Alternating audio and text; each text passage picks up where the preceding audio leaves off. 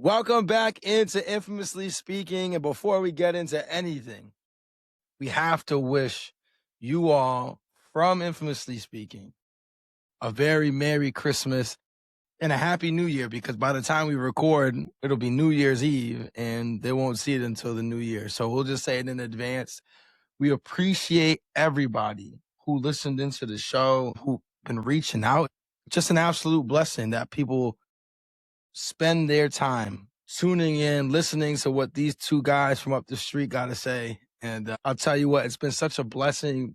By far our most consistent year. Smashed the goals that we had set for ourselves as far from a consistency standpoint. So just a kudos to you, my guy, for always showing up, for always showing out. And to our listeners, again, thank you for giving us an hour to hour and a half of your time every week to come and kick it and then give feedback. So I wanted to start off with that. Quan, I'll kick it to you. Any words you want to share? Yeah, of course. Respect to everybody who taps in, tunes in, provides the feedback that we ask for. Those that are passionate and chime in, all the guests that appeared throughout the year. Special shout out to Chris over at the Dropping Gems podcast, right? Like he actually reached out, which I appreciate. A lot of people reached out, and I'm thankful. I appreciate you, Matt. I'm thankful for you for also being consistent, holding me accountable with times when I wasn't necessarily on my grind and ready to record, but we put the bigger picture in place, knowing that what we want out of this is going to take a lot of hard work and consistency. So, I'm grateful to have this opportunity. I think that's actually a good segue to something to open up with, right? Which is probably 2026. It's a week away now, something of that nature. I did want to talk about it a little bit because I've been spending an abundance of time with Nove and having a lot of great discussions. And we just was talking about setting goals, specifically for 2026. So she has a set of goals in place. She actually has a set of goals in place with a friend of hers. And I love that, right? I think that's important for her so she can have something she's striving for, but she also has somebody to hold her accountable for it. Not just myself, obviously, but a peer. And to have those guidelines of, look, this is what you said you wanted to accomplish. What is it looking like? And that other person, just like you held me accountable, like I just mentioned, recording, right? Putting that into perspective. I love that for her going into the new year. And I think that's important. So anybody out there who wants to accomplish something, you always hear that term, new year, new me, but don't do anything new. What are you going to do new? That's my question for the audience. What are you going to do new? And for you, Matt, I guess. What are you going to do new that's different for something that you want to achieve this year? Yeah, I'm going to start being a lot meaner. Start saying no more. No, I love that. I love that. I mean, I think this show is a point and proof to it. By far, like I kicked off the show, by far our most consistent year. And I think it showed. I think the product showed for it. I think just the fire and passion that we have for the show showed for it. I think the time that we poured into it, it didn't feel like it was work or bothersome at all. It was actually enjoyable doing that. And I know you shouted out me for being accountable, but I mean, vice versa. There was a lot of ups and downs this year. It was one of the tougher years that I can remember. We both went through things, family stuff, and I know that we was really getting hot during the NBA playoffs, but I had suffered a loss in my family, and I know you pitched in to do an episode while I was out, so I could focus on just being with my family, focus on that, so I didn't have to worry about keeping things consistent. Like we talked about last episode, it's accountability both ways. It's stepping up both ways. Sometimes it's not 50-50, right? Sometimes, you're going through something, so I got to carry a little bit more weight. And where I was going through that little stretch for about a month or so, where you really stepped up. So I love the fact that your daughter is setting goals and like you said, has somebody else in there with it, because you're going to need to lean on somebody to help them achieve something. And that's fantastic. So I love that. But one thing I wanted to add to the goal thing, because you mentioned, what are you going to do different? I think the biggest thing for folks is that make the way you create your goals different. Take a strategic approach to it. We talk about a lot of time in a work perspective, right? About creating, you might have heard the term SMART goals, but and not smart in the word smart, but smart's an acronym for specific, measurable, achievable, it's like relatable. Is it relatable? Like, does it make sense, right? And then time bound, because how you ever know if you've achieved your goal? How do you know if it's a good goal? Sometimes I think we have these things like, most common one, right, is I'm going to start exercising more. I'm going to start going to the gym more. All right, what does that look like? What does that look like? Start giving I'm going to go 3 times a week for an hour. I'm going to do this, or whatever it is. But so I love that you called that out, because I think that's a good place to start. Change the way you make your goals. Yeah, and if you don't know, or if you don't know where to start, right? Because I was there at an older age too, where nobody showed me how to create a goal and a plan that follows. Kind of something I picked up as time went on, and it was just expected of me more. So if you need help with that, feel free to reach out. We don't mind. And it don't got to be us. Maybe it's somebody else you may know who can help you with that. But it starts with you raising your hand, if that's the case. I think that's another thing too, is like some people have a problem where they're too prideful to say, hey, look, I need help. What are your recommendations for people who stuck and, either they're too prideful or they just don't know how to ask for help without making themselves feel less than? That's a tough one. I mean, the first thing that came Especially to mind asking you, because you're like, I don't give a fuck. Yeah, well, no, it's a real thing, especially, and I think in our communities too, right? Especially with men, you're brought up to be prideful, right? Especially when you become a dad, head of a household, people look to you often or frequently, right, to have the answer. And how often do you not have the answer? Probably 99% of the time, but you try to play it off, like that famous saying, "Fake it till you make it." But I would just say, you really gotta just put that pride shit aside, because all it does is it's hindering you. I think you have to ask yourself that question. If you think it's a degradation of pride, would you rather that get degraded, or would you want to stay in the same spot that you are today? You got to have a real conversation with yourself. Look in the mirror and say, what's more important to me? Holding on to your illusion or self-image of what you are, or is it more important to become the person that you want to be? And let that answer itself. That's very well said, bro. Actually, that's a great quote. I might use that very near future. Listen, I promise that was off the dome right there.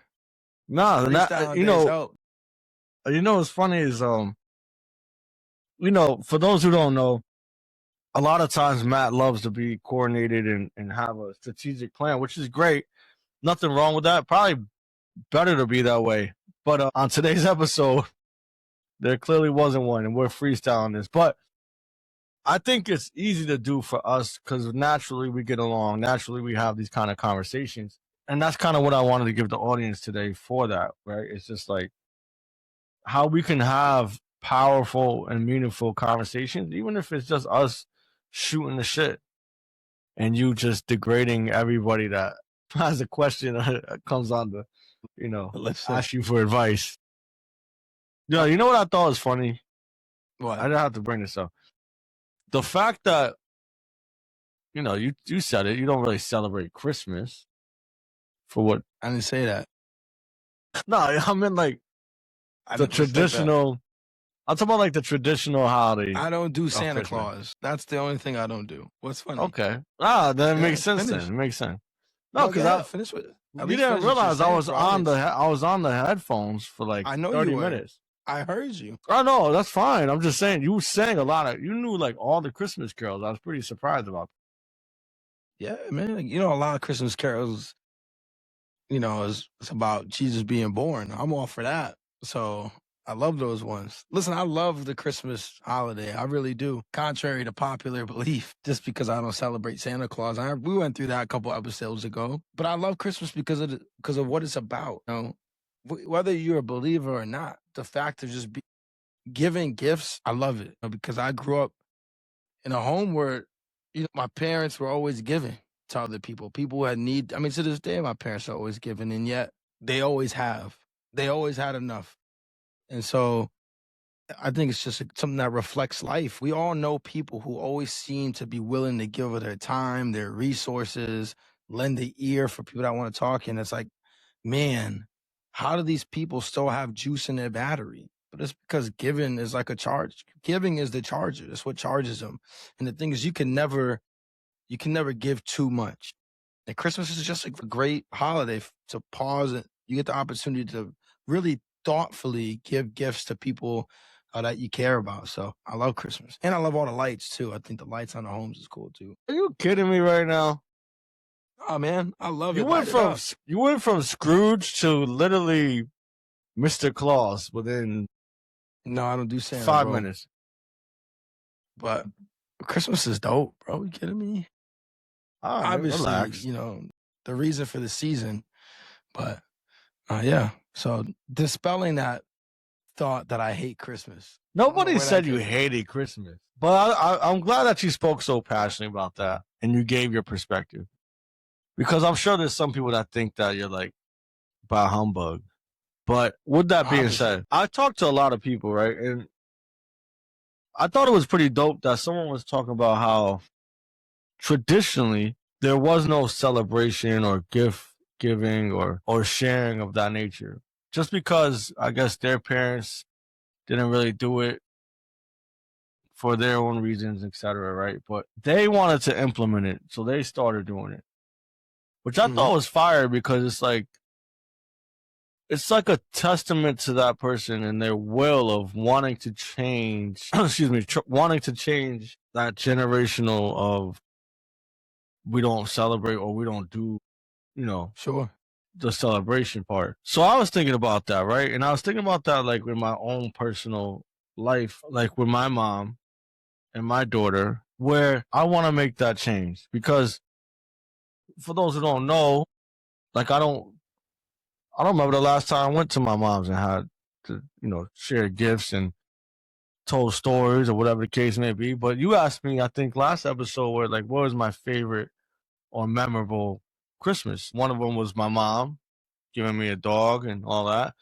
And I did that for Nove. So I don't know where the disconnect was, where we kind of like faded away, but I think that's on me to bring that back for Nove and then Nove, so on and so forth. So yeah, and between that and spending more time with my mom and talking a lot more with my mom and my grandmother, I think also actually helps. But even in that, right? Not even just Christmas, but being able to break those generational curses of I'm not talking to you, so let's not talk. I want to break that where it's like, no, I'm not talking to you, so let's talk. You know what I mean? Damn. Yeah, that's crazy. That's powerful, bro. I think it goes back to what you were just talking about, goals, about how you could change them, is just the intention behind it, right? Sometimes that's the biggest change you can make, is instead of just saying things, is being intentional about going about and making sure that you do it. Like you said, then adding the accountability piece. Yes. But I love that. And also to the person that you mentioned about not celebrating Christmas, and then I wonder, did they ever figure out like why, what was behind it, like swapping? Because I know that I know some people that they don't do like gift exchange, and instead what they do is they'll go and they'll adopt a family and let that go. And what they'll do on Christmas is they'll just play board games and watch Christmas movies and come together as a family instead. And that's what they value. But they want to, they have everything that they want, so they want to give to other people or whatever. So I'm curious if they shared with you like, hey, this is why, or if they found out like this is why my parents were the way that they, that's why they didn't have it to do it. Okay. I get it. And I think that, that's tough, right? I felt like I was in those shoes. Actually, I know I was in those shoes. I'll tell you why in a second. But I think that's why it's important, like you said, like to give back. And we automatically think, within the family, like giving gifts in the family. But there's other ways to give back. For example, less fortunate. Think about how many times we did. I forgot the name of the program, bro. We did The it every Adopt a year. Family. The Adopt a Family, yeah. Every year we would do that, and that it felt great giving to those who were less fortunate or in a time of need. I know I was one of those kids. One of my favorite gifts of all time was it was a shotgun without anything. It was a shotgun, but it was a squirt gun that my mom got out of I'm not embarrassed. It was out of the trash for Bradley's. I think it was called Bradley's at the time, which was it was like a store in the New London Shopping Plaza. We didn't have it, so yeah, it was my toys. But I had a shotgun they threw out because it was missing a piece. But one of my favorite toys of all time. Listen, I think it's more about the intention than anything, bro. Like, I mean, even now, like as I've grown up, like it's not really the gifts so much that matter, right? It's now more than anything, it's the time that you get to spend because people are so busy and a lot of people are off on the holiday, so it kind of forces you to slow down a little bit. And that's the greatest gift that you can give because the time's the only thing that you can't buy back. You know what I mean? You Yeah, can always make more money, but time, preach. you can never get that back. So I think as I've gotten older, the gifts are cool. Don't get me wrong. It's cool. Of course, seeing our kids open up the gifts is awesome too. Like you just see them light up when they get something that they like, and that's great too. But it's just the time, man. It's the No, time. that's real. I just had that conversation with Noah. Because obviously, if I don't have the greatest relationship with my mom and my grandmother, then my daughter doesn't, right? And that's why I said I'm trying to change that. But it got to start with me. In fact, I'm starting to realize how many people actually pay attention to what I'm doing more and more as the day goes. But I say that to say this is Nove. I just told her the same thing you just said, bro. And I love that you said that, which is the gifts are cool, but you only have so many grandmothers and great grandmothers, and you can't get back that time. So let's go spend some time, kind of thing. So Absolutely. I that mean, was real. I forgot I saw something. This is a while back, like right when I moved to Washington. And it was a guy who had moved away and he was talking about his parents. He's like, you put into perspective. Let's say I see my parents, and I'll use myself as an example here, right? Let's say I see my parents twice a year, right? They come visit me, I go visit them. And my parents, they're in their 50s, early 50s. Let's say they live into their 80s. That's 60 more times I get to see my parents. Like, and now granted, I'm not thinking like that, but it was like, yo, that's crazy. If you put it in that perspective like that, that's not a lot at all. And so it's the time that's most valuable. Like I was just in Connecticut for my birthday, and my dad was like, "Oh, we got to get you a gift." I was like, "No, the gift is the fact that you all took time off of work to spend time with my family. Housed my family. Fed us, took care of us. Like that's the gift in of itself. The fact that I got to spend my birthday with my parents, which is the first time since I moved out to Washington, and then my dad's birthday is not too far after mine, so I got to spend his birthday with him. For the first time since I moved to Washington, but it's just a time, bro. It's a time. I think the younger you are when that really clicks, the more you start to value things. It's the time. It's the time that matters most. Anyway, that was kind of deep.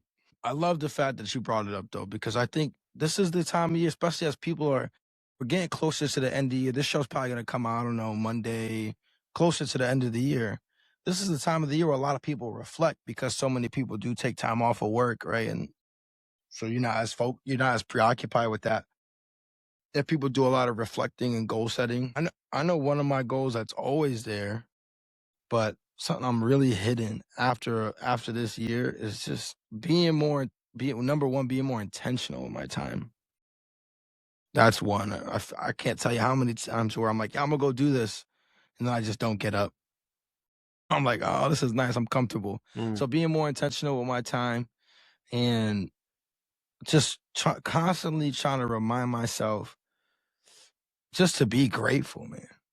To be grateful that I woke up today. My kids are good. My wife is good. We got a home. My family on the other side of the country is good. And just speaking words like that constantly instead of the, oh, I'm tired. Even that little thing, like, oh, I'm tired. I don't feel like getting up. Oh, somebody's messaging me for something at work. It's 5:30 a.m. my time. I guess they didn't see the fact that I'm in Washington. You know what I mean? Like, instead of those little things, man, I got a job. I'm grateful for that. I got a home. I'm grateful for that. You know what I mean? Just intentional gratitude. No, I love that. Going through the process of just healing myself and just the well being and stuff. That's something that was brought up where a lot of what I do is intentional. Like there's always, I wouldn't say always, but I would say the majority of the time I say and do things with intention, which is a good thing, right? Because it's like you're not just saying and doing random shit that doesn't really have any substance or have any meaning behind it. So I'm glad you brought that up because I think that that gets lost a lot of times. Like, was you intentional with what you're doing? If not, then how do you fix that? And for those listening who don't necessarily, it's not like catching what we're throwing out there, is that when you're intentional with something, you definitely will get more out of whatever it is that you're doing, right? Whether you're intentionally putting time aside to, I don't know, go to the gym, like Matt said, or have meaningful conversations with someone, or spending quality time, right? There's some intention behind that, as opposed to, hey, let me just check this off as I did it. You Yep. have value. And usually when you have intention, you have somewhat of a plan with guidelines, right? So like if I'm gonna go work out and be intentional, I'm gonna work on X, Y, Z for X amount of time. And then that's the plan, right? So you did it with all intention, you get the most out of that workout. Absolutely. Intentional. Good job being Yeah. intentional. So one thing I wanted to talk about is because we were talking a lot of leader stuff, right? A lot of leadership stuff over the last couple of shows. And, one thing I was thinking about as I was listening back to this previous episode was, what if I'm a person listening to this? And I'm like, well, that's great, but what if I'm not a leader? What if I'm not a leader? What can I take from this? What if I'm a follower? And the first thing I wanted to say about it was, I think we have like this, when we call people followers, right, people instantly associate like, oh, you're a sheep, right? A bad thing, right? Like, oh, you're a follower. You don't know how to trailblaze, walk your own path or whatever. But I think there's so much value in knowing how to be a good follower. And the reason I say that is because who learns how to do shit on their own, Mm. right? Like you learn how to walk because you saw your parents doing it. You learn how to talk because you heard whoever was talking around you doing it. And now, I mean, you got your own spin on it. Like I don't sound like you. I don't sound exactly like how my parents talk, right? We all get our own spin on it, but I learned it because I saw somebody doing it. So following is extremely important, and being a good follower, I think, is one of the core foundations of being a good leader. Because then you'll know how to set expectations for the people who follow you. Right. That's a You great walk call those out. shoes. Yeah, that's a great call out. I think even in my line of business, and probably many lines actually, but just speaking off of experience, I think that going and being in the same shoes of people that's following and being in the trenches with them has helped me become a stronger leader because I understand a lot of their views and perspectives. But like you said, also with intention, I asked them for feedback because I know that even as a quote unquote follower, those are people that I'm leading. So their views and perspectives and ideas and challenges and all that is important for me so I can help shape and mold them to be, the best, I guess, follower you can be at that point. Right. And I get it. Leadership's not for everyone. That's fine too. My challenge for those that are with me in that circumstance, because I've had it, is okay, so what do you want to do? Hey, you don't gotta be a leader, and it's not for everyone. But tell me what you do want to, become or what you see in your future. So maybe I could potentially help you with that. And if I can't, then let's make sure you're the best person that you can be while you're here until Yeah. we get you to the next level. Or what can you learn from this that's going to help contribute to your next career path? Yeah, absolutely. I love that you said that. And you're better than me because I'd be like, you don't want to be here, then why the fuck are you here? You know what's funny? Go home. No, you know what the funny shit is? That used to be me. Like, really, right? I used to be like that. Like, you don't want to be here, I don't want you here either. But I think over the time, maybe it's age, becoming more, no, it's definitely not it. Actually, I was told recently I was mean. People don't even I know said, the thank half. you. I said, thank you. They're like, what? I'm like, yeah, I got a reputation I got to uphold still. Oh, yeah. I think, so I love that you brought that up. But like I still technically don't, from a work perspective, I don't hold the title of leader, right? Like I don't hold that title. I don't have anybody that is directly under me. You know what I'm saying? Like from a hierarchy structure. But what I will say is that I think good followers can be leaders. In fact, good followers typically are leaders because you're leaders to your peers, to the other people that are following the same leader that you are. Because you know what you're doing? You're providing a fantastic example of somebody 100%. that, so you're good as a good follower. You're a culture setter. You're a tone setter. You're somebody who's looked to often to kind of help rally the troops. And I mean, I'm not sure about you, but some of the best feedback that I've ever gotten has come from peers.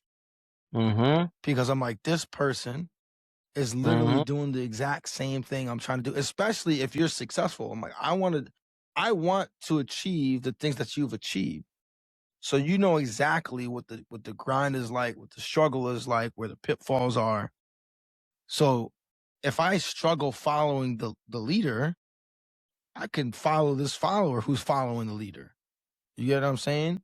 Yeah. And I think great teams are like that, where you have a strong leader. We talked about last episode who empowers the people on their team to be an image or a shadow of them, kind of, right? So that then people who might struggle connecting with the leader, but can really connect with their peer because of that shared struggle or shared journey, then can go and follow. You know, you have that. You are a leader in a sense. You're leading through following.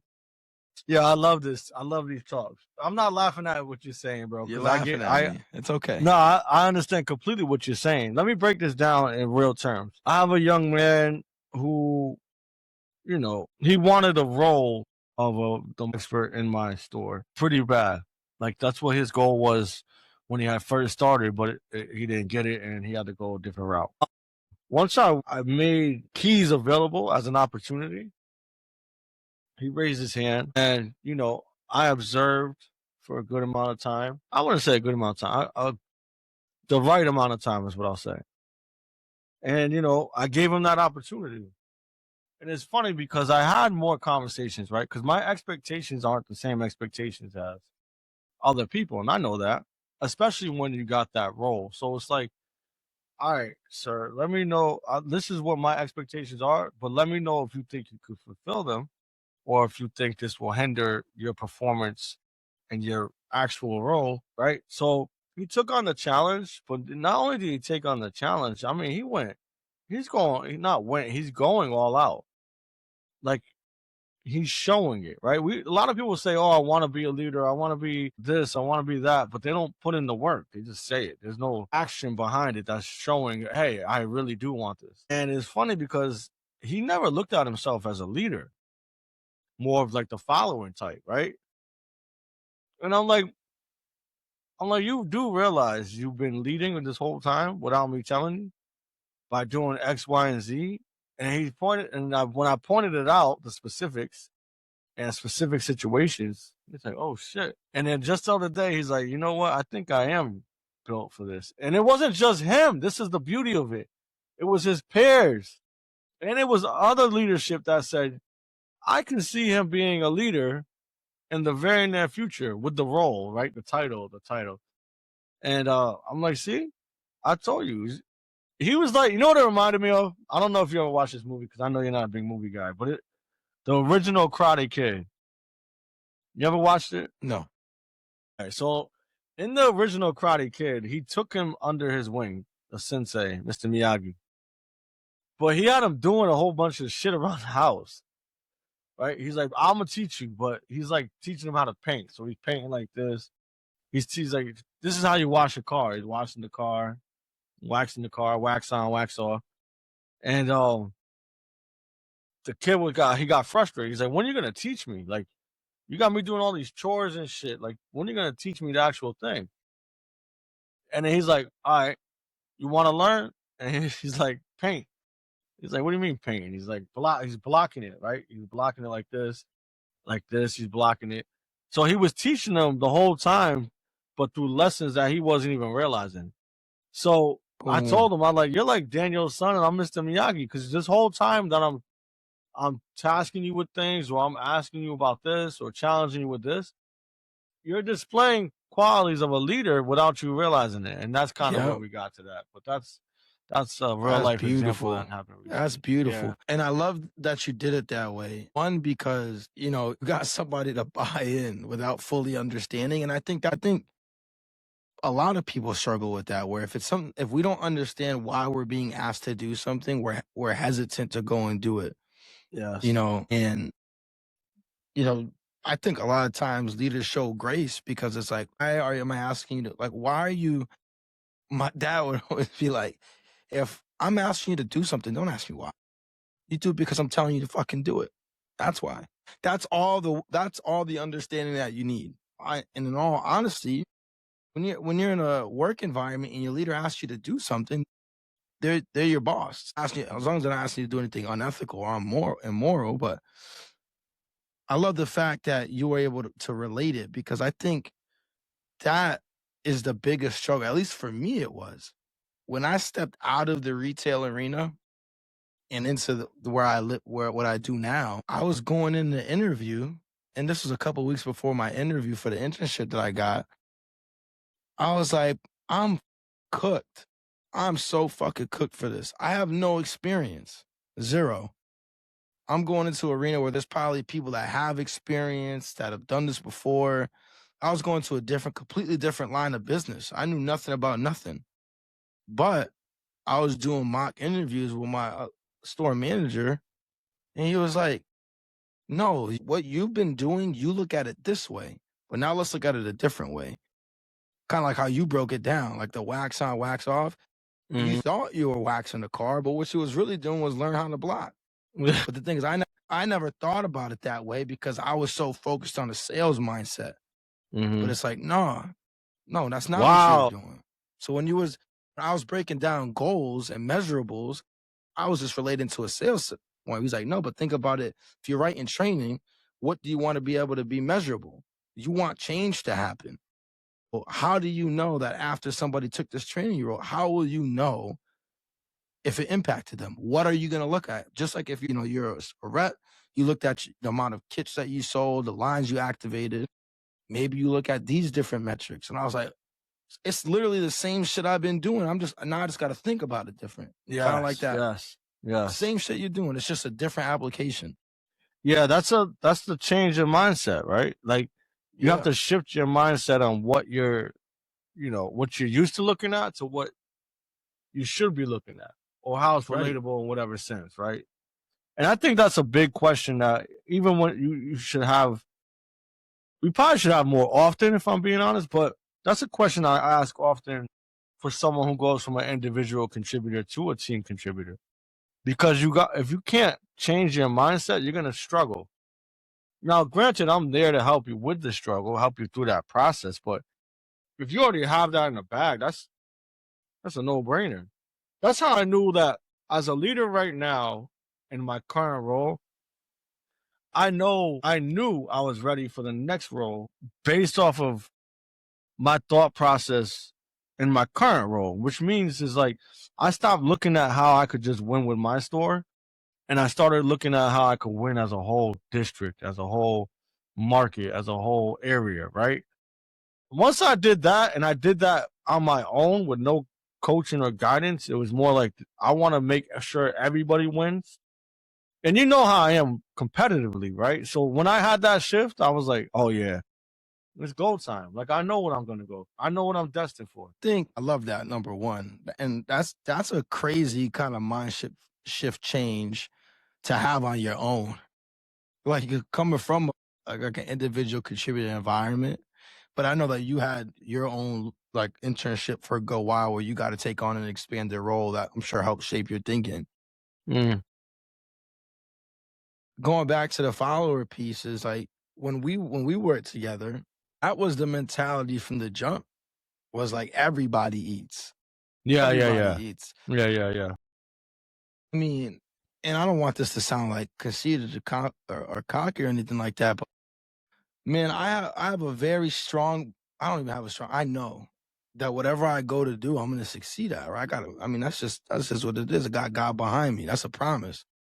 So it was never a worry about, man, I got to make sure I get mine. I'm going to get mine. That's by default. I'm getting mine. Mm-hmm. The challenge is, how do I help others get theirs? Because you know what? They contribute to the environment that I need to be successful myself, number one. Like if they're bad and they create a bad environment, then customers aren't going to want to come in. We're going to get bad reviews. People are going to know. So I got to make sure that, but if they're doing good, typically the morale's going to be up. So that's one thing. Second is, I fuck with this person. Like beyond the work shit, I care about this person as an individual. You know what I mean? It was like a family back there. So it's like, so I want to see them win off the strength of that too. But then lastly, the biggest challenge always was, and I know you always posed it to us, you know, when we was eating, it's like, that's cool, you're eating, but how do we have somebody in the store that's struggling like that? If you're really good, how come you can't help them? And that was always the challenge, right? But that was the environment. And that's when you have good followers, they're going to challenge everybody around them. They're not only going to challenge their peers, but they're also going to challenge, not necessarily challenge, but even encourage leadership to think critically about things, right? They're going to be more willing to speak up. They're going to be more courageous. They're going to be more competent, what you're looking for. They're going to have a high level of commitment to it because it's like, yo, listen, I guarantee you that that guy who you gave the keys to, he's like you said, he's locked in from day one. He was committed. He was attacking it. You know what I mean? And he was showing the level of competence that even other people were seeing that while him even knowing. So correct. Like, correct. I thought you was gonna go into the story of how we first connected with the accessory. You remember that? Nah, jog my You memory. don't remember that? No, that's fine. No, jog my memory. You was ass, bro. And I'm like, bro, look, this is what you gotta do. Boom, boom, boom, boom. Talk about it. EIP the shit. But obviously be transparent. I do remember. And I was giving you those. I was giving them to you, but I was giving them to you with the purpose of you seeing firsthand as possible. Yep. And the kiosk, I was early. Yeah, that's what I mean. It was when you first started. You said I was ass. I just started. It was like your first week. I grabbed it. He was like, you trash. It sounded good though. No, actually, I do vividly remember that. But again, that was peer feedback. At the time, you were my peer, right? Even though it never felt like it, but you know, that's a good thing, I guess. But you know, it wasn't just that you was ass. Because again, it was only your first week. It was about. I was trash. You know, I gave you money out of my pocket. Fact. That's fact. I didn't keep those sales. I'm like, Matt, do this so you can see how it's done. And then once you start getting the hang of it, you'll have that repetition. You'll have those behaviors implemented in you. But that's how I coached back then. That was the way of me teaching. Like, yo, I'm willing to give this up if you're willing to learn. That's crazy. And obviously, you fucking called me ass. Yo, you know, shout out to Tone. I was just talking to Tone the other day. Yo, that's funny. We was talking about that. We was talking about like that team specifically on how we just challenged each other and it was uplifting everybody at the same time. And that's hard to do, right? But that's a testament to the culture that we built within those walls of like, yo, let's get this shit. Let's get this. Right. And it's crazy because, there was some times where people struggle, but for the most part, we uplifted everybody.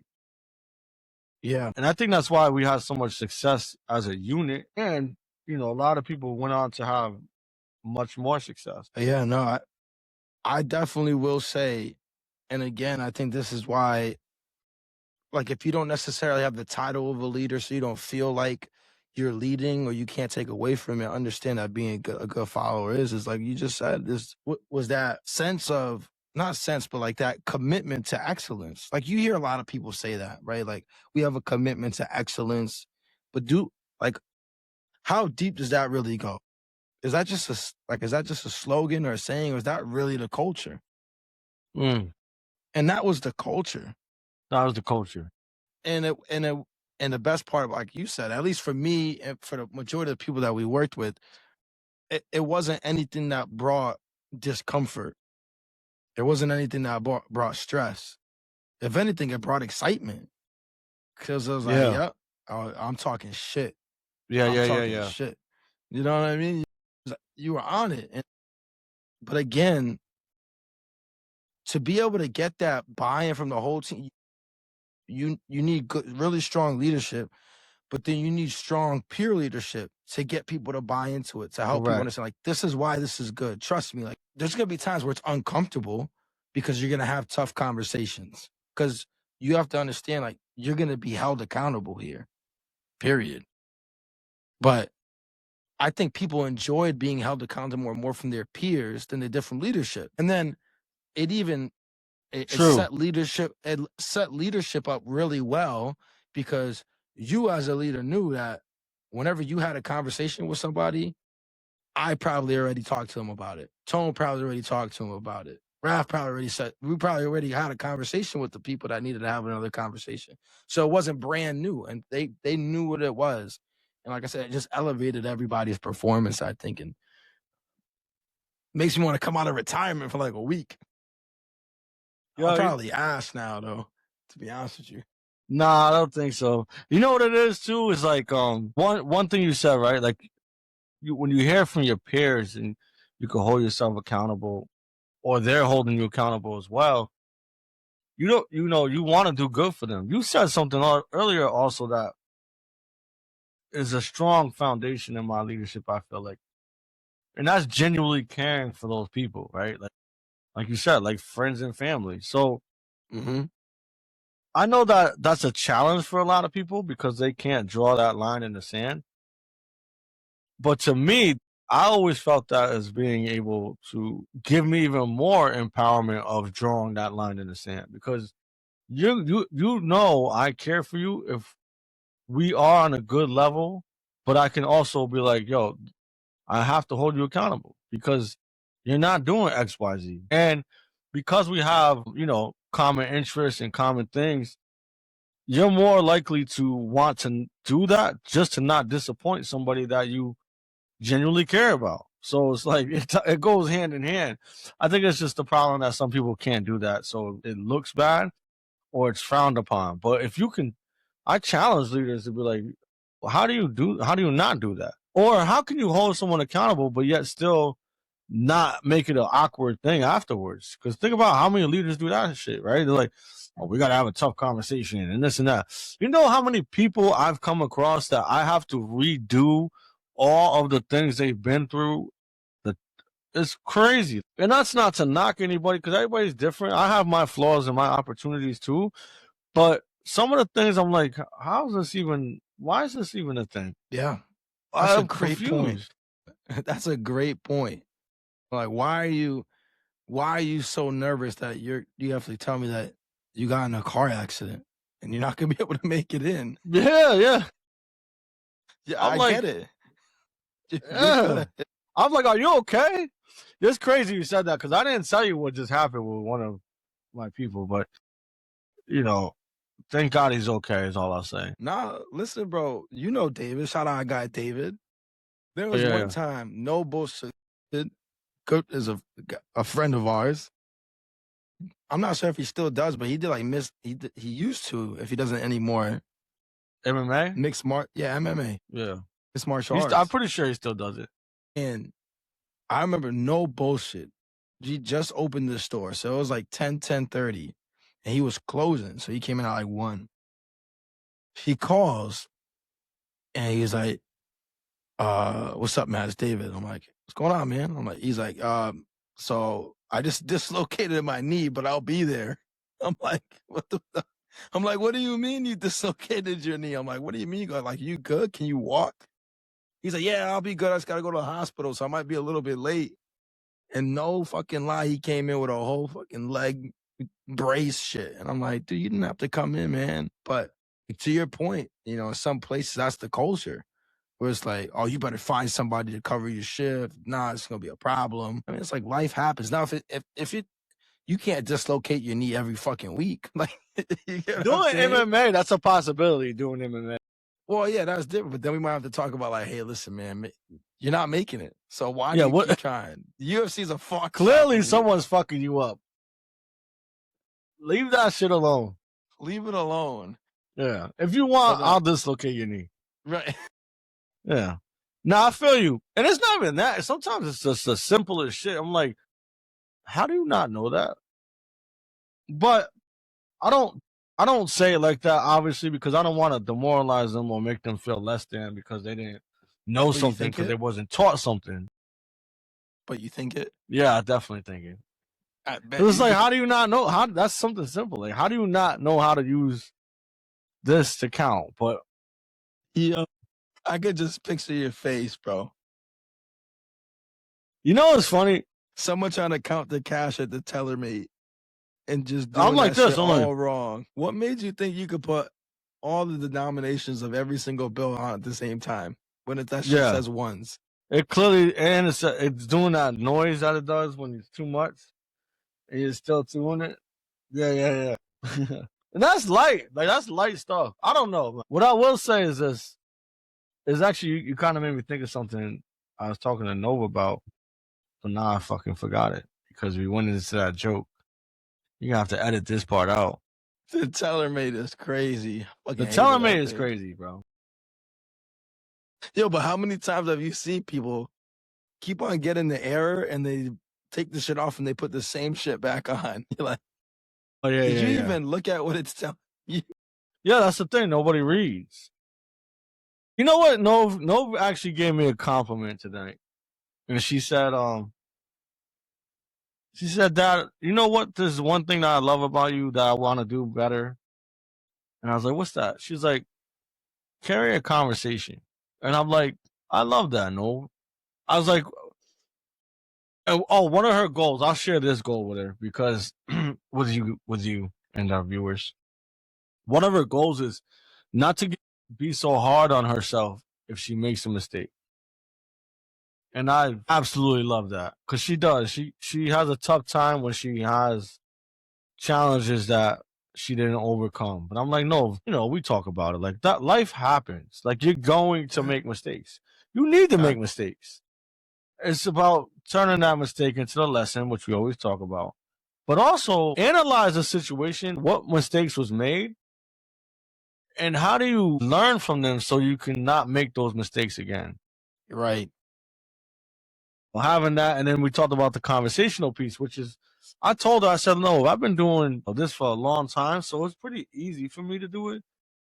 I know that there's questions that usually grabs information from people. As you know, most people want to talk about themselves or talk about something they've been through, so kind of giving them the ball in their court. And so I took her out to dinner, and we went and we was talking to the waitress, and she had like a ugly sweater on, Christmas sweater. And Nova was like, that's a nice sweater. So I'm letting her do her thing, right? But I'm observing her, which is kind of crazy, right? Like, I'm like, she's all set.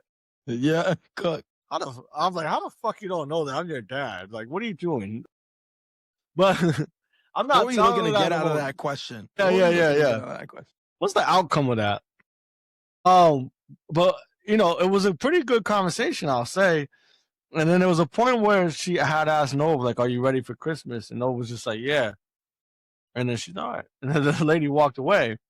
Now, granted, she could have been busy doing things, the restaurant was somewhat, it was like steady. But I said, no, look, that was an opportunity. The opportunity was return the question. If she's asking you how, are you ready for Christmas? You could have asked the same question if you didn't know what to say in the moment.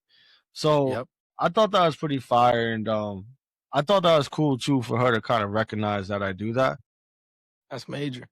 I also got feedback recently that they love when I answer the phone. Cause you know how I answer the phone, like it's just extra. Yeah. Yep. Like, Legendary. hey, how you doing? Yeah. Legendary. Yeah. I thought you were banned from talking on the phone after you told that lady good luck with the rest of her career. I don't know what you talk about. Yeah. Yo, it used to be the Wild Wild West. Yeah, it was wild times. You know what it is? Is like I've grown to have patience. When I was young, I didn't have patience. So the moment that you're wasting my time or you're not listening, it's like, what are we talking for? Bro, that was 6 months ago. Yeah, right. 6 months ago. Nah, definitely. I think that's definitely an acquired skill though, like learning how to carry a conversation 100%. Cause that's something that I had to learn too as I grew. But I always use this story when I tell people. Cause my wife's like, man, you talk a lot. I was like, no, I just ask questions that invoke people that they can't just give me one word answers. I'm not sure if you remember, but there was this guy from, I don't even remember where he was from, but somewhere in like the country part of Connecticut. He was coming up to pay his bill. And I ended up talking to the guy for 40 minutes about bow hunting. Mind you, my parents are from New York. I'm from Norwich, Connecticut. I've never touched a bow in my life. The only time I ever seen deer is when crossing the road, when they try to jump in front of the road. I don't know shit about nothing. But I was able to maintain a conversation with this guy about bow hunting for 40 minutes. And he Apple Watch. That's funny as fuck. That reminds me of the conversation I had with the guy that rows.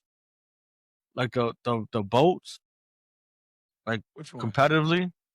They row the boats competitively. I forgot what college or whatever he was going to. But I talked to him for like an hour, bro. Now, mind you, especially at that time, I wasn't in shape. You talk about rowing, I have no idea what you're talking about, guy. He was ready. He was ready to get in the boat. I was ready to have a conversation, and it didn't lead to a sale. But it was a good conversation. Think about how we started this shit, bro. That's true. It was us. It was us talking about sports passionately, just joking, talking shit, getting riled up. But what did we do? We included the people around us, like the customers and stuff, and they loved it. And they're the ones who was like, "You guys should have a podcast." They did say that. Yeah, we had. And then you go the next day, this guy is ordering shit, and I'm like, "What the fuck? This is come on, moving at a fast pace." It was a great idea. It was a great idea. You remember Mike? You remember Mike? Mike, which the one? Knicks fan? Of course. Yes. Knicks fan always come in talking ball. Always. Shout out to Mike, man. Think about the customers that would come in just be like, "Yo, I'll never forget it." It was actually a couple, and I'm like, "What?" I thought they was there for a reason. I'm like, "What brings you guys in?" They're like, "No, we enjoyed our conversation so much, we just want to continue talking." Now we weren't busy, so I'm like, "All right, what do you want to talk about?" That's you know what fire. I mean? Like it's those moments where it's like, all right, that's true. Maybe we do have something here. So I wanted to bring it back for a second because we kind of went off on a little tangent there. But we talked about like the team bonding and like how it could be very difficult to walk the line about like becoming too personal and not personal enough. So I was watching something. I was like on LinkedIn, bro. Do not get on LinkedIn. That's all I'll say. But I was watching a video. Just in general, it's weird. It's a weird space. But I was watching a video. Somebody sent me a video. One of my connections sent me a video, and it was just like this CEO, and she had like 20-something thousand employees. She's like, I could remember 20,000 names. And I was like, wow, that's fucking impressive. I think I could remember like 50, 100 people, if that. But then I was like, but you know what? The people that I do remember, I could remember the stories. I can equate the story to them. I know them. Like I just don't know them by name and face. I know them. if I had a real conversation with them. I know what they're trying to do, right? Because that was one of the biggest pieces of career advice I ever got. Shout out to John Diefenbach, old director, was with T-Mobile for a minute. I was on like a career program graduation call, and they had him as a guest speaker. And he shared that story. He was like, my biggest thing to all you, because you guys just did something great in your career, don't let it stop here. Continue to grow, continue to develop your stuff. He's like, I'll leave you with this question. Who knows you? Not you, Matt Rosa, the salesperson who's won, this award or is getting shout out on the emails. Who knows you, the person, what your goals are, your aspirations are, what you're going to school for, what you're trying to do after T-Mobile, or if you're trying to grow within the company, right? Like, who knows you? And I couldn't answer that question. The only people that knew me were the people that I worked with, because we had that environment where we're like, it wasn't like, yo, I clock out. I don't give a shit about any of y'all. I don't think about any of y'all until I have to clock back in again. But it was because of those relationships, and I was in an environment like that, where that when I went to a different team, I was able to help create and foster an environment similar to the one like that. And then even when I moved around to different teams, when I left retail work, to continue to build relationships like that. So I don't remember 200 or 20,000 names, but I could tell you everybody that I've worked with that I had enough time to build a relationship, and I could tell you their stories from what they told me. So because of the environment that I came up in, and I was a follower in that environment, and then I was able to go and implement that stuff that I learned to different environments. And I feel like it's been a major driver, not only in my success, but in the success of the teams that I've been on, because everybody's buying in. Do you think that the buying is because you're building those relationships? I think everybody is, but so I'll give an example. Like when I was an intern, and this group that I joined, they already fucked with each other. It wasn't like I came in and I was instrumental, but it was super easy to acclimate right into it, but then also add something to it. And even though I was, and not necessarily adding the fact that I was encouraging people to build relationships, but adding to it that because I was able to quickly build a relationship because of what I'd learned, I felt real comfortable doing the other things that we did in our culture, which is challenging people, right? Asking questions, trying to learn stuff, not to only better myself, but to better the people around me. Not just saying, if someone asks me if I'm doing something for Christmas, I'm like, yeah, I'm excited. Yeah, I'm not doing much. It's returning the question, getting to know people, getting the people to open up so that whenever I had somebody I knew from a business perspective to help do something. So from that point, for sure, I think that was major, because it was like that foot in the door. Because I was able to connect with people, I was able to get acclimated to that new culture or that new environment quickly, and then really start bringing the values that I think make me valuable, which is challenging assumptions, being curious, going out there and not just taking the face value for shit, but really trying to figure out why things are happening. So that's all shit that I learned in the store, going back to trying to relate it. Like, I don't think people realize, folks that are doing frontline work, how many skills you have that are translatable to these big wig kind of roles. Like you don't even, I can't even count them. That's And fire. the biggest one is the relationship building. You do that more than anybody in the back office role, guaranteed you, because you're on the phone, you're talking of how many people a day? Who knows? In a high volume store, how many people you think the average expert sees in a day? 20? More than that? And every single time you're trying either building a new relationship or strengthening one that you already have with somebody. You need that everywhere you go. So let me ask you a question. What do you have for advice for someone who may be in a new situation, maybe even an older situation, because maybe they don't know how to go about it or they never have? What is your advice to them if they want to, right? Because that was valid, right? Where like, who knows Matthew Rosa? the person, right? Right. But if you don't have upper leadership or any kind of leadership, or even a pair that doesn't ask you that question, how do you volunteer that or invite that? I think it goes back to what you asked me at the very beginning of the show when it comes to a pride perspective, which was just being vulnerable. Like I set a goal because that call happened early January. So I set a goal. I was like, I want to meet one new person in this company every single week. And I'm gonna look silly doing it. I'm just shooting off emails in the dark to people that I don't know or in different back then it was like Slack. We use Slack for business stuff. So like putting stuff in Slack channels and maybe I look stupid, maybe I look dumb. But putting that pride aside and being like the tool and the tools are there. That's available for me. So if I don't know how to use the tool, it's learning the tool. And if I know how to use the tools, how can I leverage this tool to help me get to where I want to be? So that's what I did. Listen, man, I'm sure there's a lot of people I talked with who are like, this guy is nuts. No clue what he's talking about. Yeah. But after 9 months of a lot of networking, I met hundreds of people and I ended up meeting my future boss through that. And he's the one that gave me a shot to now do. And eventually I networked when I got there, became an intern, then got offered a full-time spot, got promoted, and ended up making a lateral move to the job that I have now. All because of one conversation. Mm-hmm. And you put yourself in a great position. So shout out to you for that.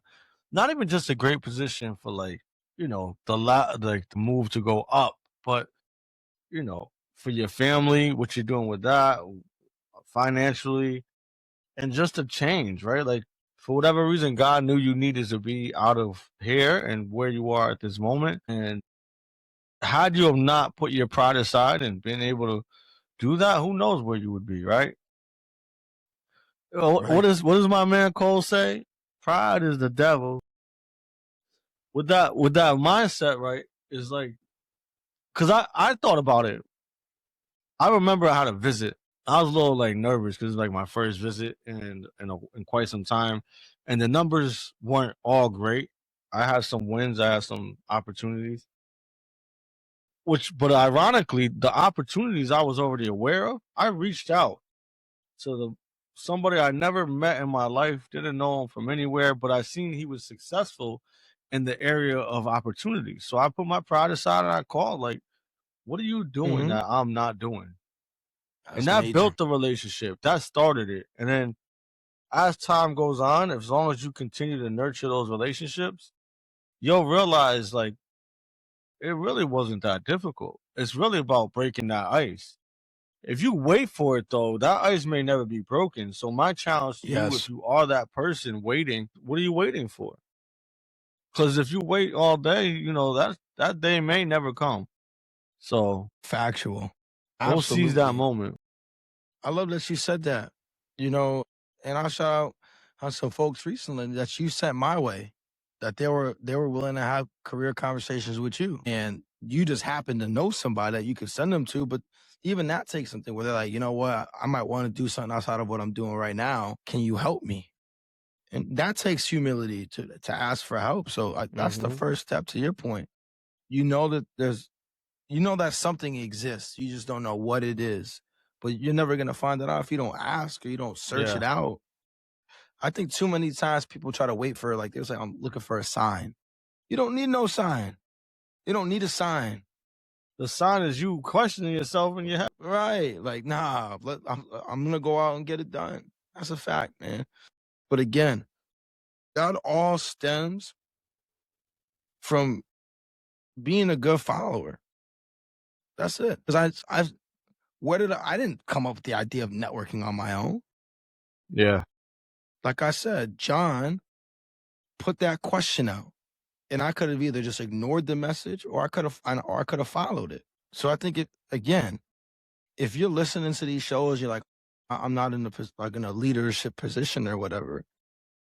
Yes, you are. Just by being a good follower, you could be a great leader to somebody who's even trying to be where you are as a high performer. You might have somebody like, man, I really want to be like them. I just want to be a high performer. I don't even have career aspirations at the moment. I just want to be good at my job. Just by doing what you're supposed to be doing and being good at that, you can motivate somebody else. Mm-hmm. When it's your turn up, Now you know what to expect. You know what to ask of your people. So don't be afraid to be a follower. Don't be afraid to be a sheep, as people say. You know what I mean? Like there's a lot of good in learning how to follow. Let that be. If you take away any message, let that be the message you take away. With that being said, like, No, we didn't. share, and follow. Yes, do that. But we didn't do the best thing that I heard Okay. this week. So I'm curious if you have anything. The best thing I heard was, to me, was creating those goals. Wasn't nothing Love it. specific, but it was more Love like it. with intention, which we talked about throughout the show. Having intention to be better and change. Love it. And I'm not sure if we should say this for next episode or this one, because this is going to be the last one of the year that gets published this year. Best thing that you've seen or participated in or whatever this year. End of year recap. I'm putting you on the spot, but I know you're a quick thinker. You want it right now? Or we could save it. Maybe we save it for next episode and it'll start with the new year. Because this will be the last episode that gets posted this year. I mean, I could answer it now, but I feel like that's a good episode to start off. That's probably a great question to start the show off with next one. Okay. So we'll store that. We'll store that. That's a great question, though. Good. So I expect a really good answer now that you have a week to think about it. So I'll go to the best thing that I heard / saw / learned about, which I didn't. I was watching a YouTube video. You know, sometimes at night you're trying to go to sleep, you end up watching some weird shit. So I was watching the video. It was like a restaurant. Apparently at some restaurants, they do these things called friends and family meals, where like they'll have like leftovers from what they were cooking or prepping or from like the night before. They'll appoint some people to chef it up and make a meal for the folks that are working that night. So whether it be the servers, those dishwashing staff, the cooks or whatever, it's just, I thought that was so dope because again, it kind of tied directly into what we were just talking about, but creating that team environment, that family environment, something that could really boost team morale. You know, it's a great place. Like I think some of the best communal things that you'll ever have is typically over food, right? Where you just, you sit down, have a good lunch or whatever, and you just bullshit and shooting shit or whatever. And I thought that was dope. I didn't even know that was a thing. But when you think about like restaurants and like the Michelin stars. Yeah. So those are apparently extremely hard to attain. But I was thinking about it because this was like a Michelin star restaurant. Like I guarantee the only way that they could have gotten that, this bonding time and the love for one another and their craft and the customer. But you mentioned it, like not wanting to let the person next to you down. And you hear a lot in sports. I guarantee that was a major contributor to them being able to attain that elusive Michelin star. So I thought that was dope. Like they're purposefully making time to team bond, to come together, make sure that, and just talk about whatever, and do it over food, which is a great way to get to bond. So I thought that was pretty dope. No, that is fire. Did they repurpose the food? Is that what it? Yeah, I think the way they made it sound from the thing was like, it was like leftovers from like, if they had like leftovers from the service night before. Got you. If they were prepping, if they had like leftover. Because I think of like leftovers. Yeah. So that could have been that. Like maybe they repurposed it to a stew or something. You know what I mean? They took the leftover pork chop you ain't finished and put it on the. No, not that leftover. That's crazy. It's funny though. It's like, save that for the family meal. There's probably not much. If it's a Michelin star restaurant, the portions are usually like bite size. So it's like, if there is leftovers from that, it's not much. But yeah, great episode, man. For sure. So I guess the question is, when are we going to have the infamously speaking friends and family meal? And who's cooking? Well, you'd have to be this way unless I go that way, which I wouldn't mind going that way. I need some time in the mountains.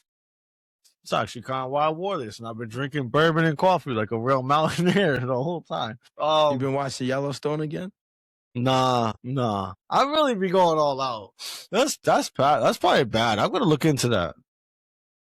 Into what? That addictive personality thing. Well, I'm just glad that you used AI to make that image and that you didn't actually go out and buy like the cowboy getup and try to obtain a bear.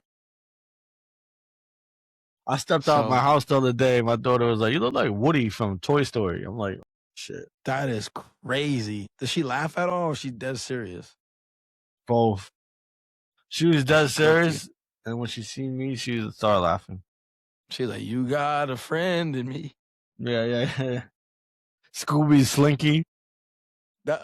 That's mad funny. Yo, she cooked you.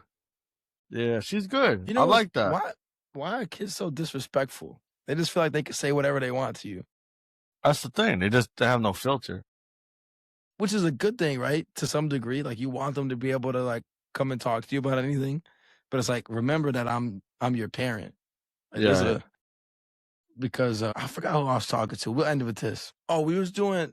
You ever heard of like the 4-H's? It's like an exercise that you do for like team building or like really getting to know people and know their background. You ever heard of that? Mm. Yeah. So pretty much See? it was like heroes, heartbreak, hope, whatever. So you Hood give like hope. an example each. So it was like hope, right? And I put a picture of my kids on there. And I was like, my kids are my hope, because this is how I feel. I know that whatever they're going to go and do great things or whatever. But I was like, my kids are also my heroes too, because my kids taught me a very valuable lesson in life, which is love. Because my kids take from me, eat all my food, leave shit on, run water, throw shit away. They complain about the food that they get, right? They don't pay any rent, none of that. But yet I love them unconditionally. Why can't I love somebody that doesn't do any of those things to me and they just want to help me? You know what I mean? Or the only thing that they do is like they ask me for something at work. Why can't I love those people? But yeah, I love these leeches that I call kids. That's So terrible. with that, I thought he was gonna be like someone. I thought he was gonna be like, "Yo, my kids are my hope," and he like showed a picture, and someone was like, "Oh, you have no hope, brother." yeah, if somebody would have said that, I probably would have sent them a present. Yeah, that Like that's funny. that would have been dope. You got no hope. It's crazy. We're out of here. We're out of here. I gotta get out of here. All right. I appreciate everybody for tuning in. If you haven't already, subscribe to the Infamously Speaking YouTube channel on Spotify, Apple, wherever you get your podcasts. Leave a rating, leave a comment. If you enjoyed what you heard or /watch, share the show with friends and family. And we will catch y'all next week. Think critically, speak infamously. It's love. Love.